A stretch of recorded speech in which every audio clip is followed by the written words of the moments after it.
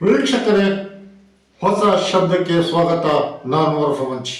ಕೊನೆಗೂ ತಮಿಳುನಾಡಿನ ಮುಖ್ಯಮಂತ್ರಿಯಾಗಿ ಸಿ ಜೋಸೆಫ್ ವಿಜಯ್ ಪ್ರಮಾಣ ವಚನವನ್ನು ಸ್ವೀಕರಿಸಿದ್ದಾರೆ. ಕಾರ್ಯಕ್ರಮದಲ್ಲಿ ತುಂಬಿದ ಜನಸ್ತೋಮ ಇತ್ತು. ಕರತ ನಾಟಗಳು ಕೇಳಿ ಬರ್ತಾ ಇದ್ದವು. ಇತ್ತ ಬೆಂಗಳೂರಿನಲ್ಲಿ ಪ್ರಧಾನಿ ನರೇಂದ್ರ ಮೋದಿಯವರು ಡಿಎಂಕೆಯ ಬೆನ್ನಿಗೆ ಇರಿದ ಕಥೆಯನ್ನು ವಿವರಿಸ್ತಾ ಇದ್ರು. ಕಾಂಗ್ರೆಸ್ 25 ವರ್ಷಗಳ ಡೀಪ್ ಸಂಬಂಧವನ್ನು ಅಧಿಕಾರ ಸಿಗುತ್ತೆ ಅಂತೇಳಿ ಕಿತ್ತು ಹಾಕಿ ವಿಜಯ್ ಜೊತೆ ಹೋಗಿ ಕೂತಿದೆ ಎನ್ನುವ ಅರ್ಥದಲ್ಲಿ ಮಾತಾಡ್ತಾ ಇದ್ರು. ಪ್ರಮಾಣ ವಚನಕ್ಕೆ ವಿಜಯ್ ರಾಹುಲ್ ಗಾಂಧಿಯವರ ಜೊತೆ ಬಂದಿರುವುದು ಬಿಜೆಪಿಯ ಊರಿಗೆ ಮತ್ತಷ್ಟು ತುಪ್ಪವನ್ನು ತಂದು ಹಾಕಿದಂತಿತ್ತು. ಕರ್ನಾಟಕದ ಉಪಚುನಾವಣೆಯಲ್ಲಿ ಕಾಂಗ್ರೆಸ್ ಗೆದ್ದದ್ದು, ತಮಿಳುನಾಡಿನಲ್ಲಿ ಟಿವಿಕೆ ಅಧಿಕಾರಕ್ಕೆ ಬಂದದ್ದು ರಾಜಕೀಯವಾಗಿ ಪ್ರಧಾನಿ ಮೋದಿಯವರಿಗೆ ಸಹಿಸುವ ವಿಚಾರ ಆಗಿರಲಿಲ್ಲ.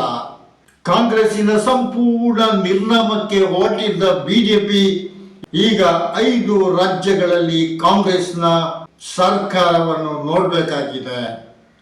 ತಮಿಳುನಾಡಿನಲ್ಲಿಯೂ ಅಧಿಕಾರಕ್ಕೆ ಬಂದಿದೆ. ಕಾಂಗ್ರೆಸ್ ನಿರ್ಮೂಲನದ ಬಿಜೆಪಿಯ ಕನಸು ಈ ರೀತಿ ಭಗ್ನವಾಗಿದೆ. ವೀಕ್ಷಕರೇ ನೋಡಿ, ಜನರು ಚುನಾಯಿಸಿದ ಸರ್ಕಾರವನ್ನು ಬೀಳಿಸುವ ಮೂಲಕ ಅಧಿಕಾರಕ್ಕೆ ಬರುವ ಬಿಜೆಪಿ ಕಾಂಗ್ರೆಸ್ಸಿನ ಕಥೆಯನ್ನು ಓದುತ್ತಿರುವುದು ವಿಪರ್ಯಾಸವಲ್ಲವೇ? ಭ್ರಷ್ಟಾಚಾರಿಗಳೆಂದು ಇಡಿ ದಾಳಿ ಮಾಡಿದವರನ್ನೆಲ್ಲ ಬಿಜೆಪಿ ತನ್ನೊಳಗೆ ಸೇರಿಸಿಕೊಂಡು ಅಧಿಕಾರವನ್ನು ಪಡೆಯಿತು. ಪರಮ ಭ್ರಷ್ಟಾಚಾರಿಗಳು ಕೂಡ ಶುದ್ಧೀಕರಿಸಲ್ಪಡುತ್ತಿದ್ದಾರೆ, ಅಧಿಕಾರವನ್ನು ಪಡೆಯುತ್ತಾರೆ. ಈಗ ಹೊಸದಾಗಿ ಪಶ್ಚಿಮ ಬಂಗಾಳದಲ್ಲಿ ಮುಖ್ಯಮಂತ್ರಿಯಾಗಿರುವ ಸುವೇಂದು ಅಧಿಕಾರಿಯಿಂದ ಹಿಡಿದು ಅಸ್ಸಾಂನ ಮುಖ್ಯಮಂತ್ರಿ ಹಿಮಂತ್ ಬಿಶ್ವ ಶರ್ಮರವರೆಗೂ ಇಡಿ ಬೆನ್ನಟ್ಟುತ್ತಿರುವ ಕಥೆ ನಿಮಗೂ ಗೊತ್ತು, ಹೆಚ್ಚು ವಿವರಿಸಬೇಕಾಗಿಲ್ಲ. ಕಾಂಗ್ರೆಸ್ಸಿನಲ್ಲಿದ್ದ ಹಿಮಂತ ಬಿಶ್ವ ಶರ್ಮಾ ಬಿಜೆಪಿಗೆ ಹೋಗಿ ಶುದ್ಧೀಕರಣಗೊಂಡರು. ತೃಣಮೂಲ ಕಾಂಗ್ರೆಸ್ಸಿನಲ್ಲಿದ್ದ ಸುವೇಂದು ಅಧಿಕಾರಿ ಬಿಜೆಪಿ ಸೇರ್ಕೊಂಡು ಶುದ್ಧವಾದರು. ಈಗ ಮುಖ್ಯಮಂತ್ರಿಯಾಗಿಯೂ ಅಧಿಕಾರಕ್ಕೆ ಬಂದರು. ಈ ರೀತಿ ಒಬ್ಬೊಬ್ಬರ ಕತೆ ಬಿಜೆಪಿ ಒಳಗೆ ಎದ್ದು ಅದೇ ಬಿಜೆಪಿಯ ಮುಖ್ಯರಾಗಿ ಪ್ರಧಾನಿ ನರೇಂದ್ರ ಮೋದಿ ಕಾಂಗ್ರೆಸ್ ಅನ್ನ ಟೀಕಿಸುತ್ತಿದ್ದಾರೆ. ಎನ್ನಿಗೆ ಚೂರಿ ಹಾಕಿದ ಕಾಂಗ್ರೆಸ್ ಎಂದು ಹೇಳ್ತಾ ಇದ್ದಾರೆ. ಹಿಂದೂ ಮುಸ್ಲಿಂ ಮಾಡದೆ ಬಿಜೆಪಿ ಒಂದಾದ್ರೂ ಚುನಾವಣೆಯನ್ನು ಗೆದ್ದದ್ದು ಇಲ್ಲ. ಉತ್ತರ ಪ್ರದೇಶದಿಂದ ಹಿಡಿದು ಅದು ಎಲ್ಲೆಲ್ಲ ಅಧಿಕಾರ ಹಿಡಿದಿದೆ.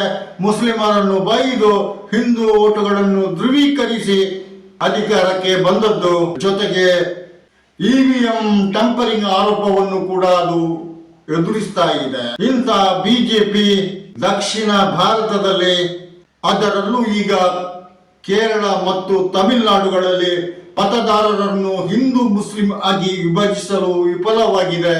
ತಮಿಳುನಾಡು ಉತ್ತರ ಭಾರತ ಅಲ್ಲ. ಎಐಡಿಎಂಕೆಯೊಂದಿಗೆ ತಮಿಳುನಾಡಿನಲ್ಲಿ ಸಖ್ಯ ಇದ್ದು ಕೂಡ ಬಿಜೆಪಿಗೆ 1 ಸೀಟಿಗಿಂತ ಹೆಚ್ಚು ಗೆಲ್ಲಲು ಆಗೇ ಇಲ್ಲ. ಸಾಂಪ್ರದಾಯಿಕವಾಗಿ ಒಮ್ಮೆ ಡಿಎಂಕೆ ಇನ್ನೊಮ್ಮೆ ಎಐಡಿಎಂಕೆಯನ್ನು ಗೆಲ್ಲಿಸುತ್ತಿದ್ದ ಮತದಾರರು ಎಐಡಿಎಂಕೆಯನ್ನು ದೂರ ಇಟ್ಟಿದ್ದಾರೆ. ಯಾಕೆಂದರೆ ಬಿಜೆಪಿಯೊಂದಿಗೆ ಅದಕ್ಕೆ ಸಖ್ಯ ಇದೆ. ಎಐಡಿಎಂಕೆಯನ್ನು ಬಿಜೆಪಿಯೇ ನಿಯಂತ್ರಿಸುತ್ತಿದೆ. ಬಿಜೆಪಿ ತಮಿಳು ಅಸ್ಮಿತೆಯನ್ನ ಅಪಮಾನಿಸುವ ಪಾರ್ಟಿ ಎಂದು ತಮಿಳುನಾಡಿನಲ್ಲಿ ಪ್ರಚಲಿತವಾಗಿದೆ. ಡಿಎಂಕೆಗೆ ಪರ್ಯಾಯವಾಗಿ ಅವರು ಟಿವಿಕೆಯನ್ನು, ವಿಜಯ್ ಅವರ ಪಾರ್ಟಿಯನ್ನು ಎಬ್ಬಿಸಿ ನಿಲ್ಲಿಸಿದ್ದಾರೆ. ಬಿಜೆಪಿಯ ಹಿಂದೂ ಮುಸ್ಲಿಂ ರಾಜಕೀಯಕ್ಕೆ ತಮಿಳುನಾಡಿನಲ್ಲಿ ಜಾಗ ಇಲ್ಲ ಎಂದು ಮತದಾರರು ದಿಟ್ಟವಾದ ಉತ್ತರವನ್ನು ನೀಡಿದ್ದಾರೆ. ಬಿಜೆಪಿ ವಿಚಲಿತವಾಗಿದೆ.